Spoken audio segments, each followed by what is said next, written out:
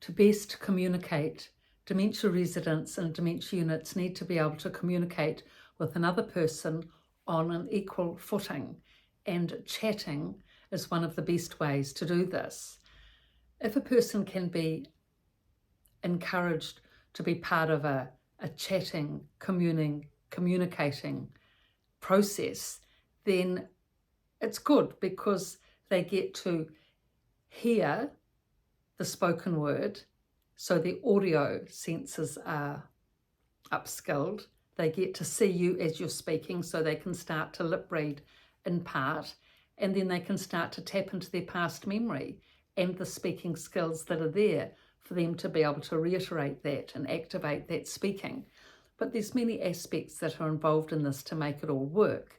The person has to feel comfortable. That's the first thing, relaxed and comfortable. That goes a long way towards being able to muster up the confidence to be able to speak. There was one dementia resident that I worked with a lot privately, and also at the dementia unit I worked at, and she could read, she could write, and she could speak, but she didn't like too much. No, she didn't like to at all. In fact, if she spoke anywhere up to 2 to 3 words an hour, she'd say, that's enough, I don't want to speak all the time. So it was really slow going, but it was worth the effort because she was actually a very important part of this work. But because of her high anxiety, she liked to spend most of the time lying down. And then even when she got up, it would take her time to de-escalate. And you really had to come at the conversation in a way that she was interested in.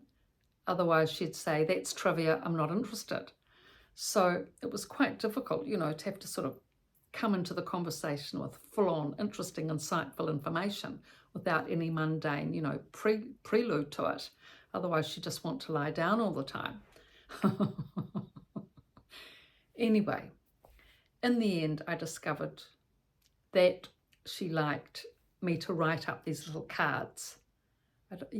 How I discovered that actually was, firstly, I discovered that she liked to have a map of being able to find her room, like an orienteering map. She was a former Girl Guide and had been a teacher trainer in Girl Guide, so was very into maps and had lived on a farm.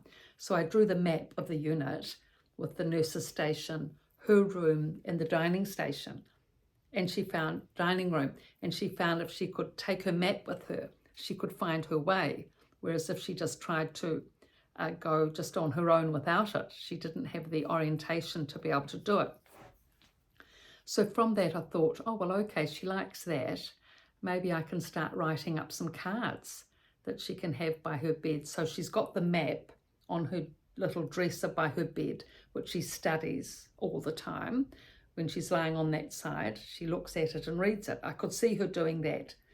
And as she was pretty low on the communication department, I thought, well, maybe if I start doing some cards of statements she likes, she can read that, think about it, and maybe she'll become more communicative.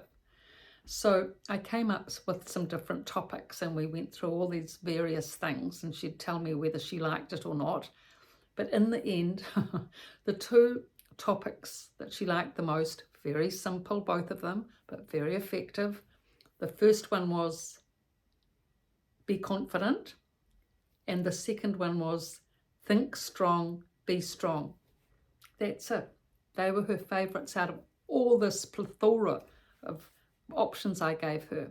Be confident and think strong, be strong. Oh, and the third one, be positive. She said they are the 3 most important things for those of us with dementia, not just me, but also the group. And she was right. I actually went to the group with the same topics: be positive, be confident, think strong, be strong. And they loved the 3 of them.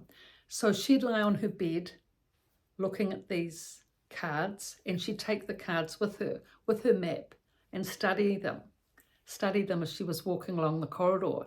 And so it was great actually, because we never really chatted, because she was not a chatty person. She'd never been a chatty person, but at least we could communicate. we could get a line of communication that she enjoyed and liked. She'd just bring the card she liked, say, be positive, and then we'd both speak about positivity for the session. Or if the next time she wanted to talk about confidence, she'd just bring that card and would speak on confidence with oneself, with the other dementia residents, with doing her exercises, with finding her room, whichever thing she wanted to work on. We'd work on being confident with that particular activity. So that was a really good way. So there's always a way. She always used to say to me, you always find a way to any problem you do. So as a physiotherapist, actually, that's our job. That is the way to find a solution to every problem.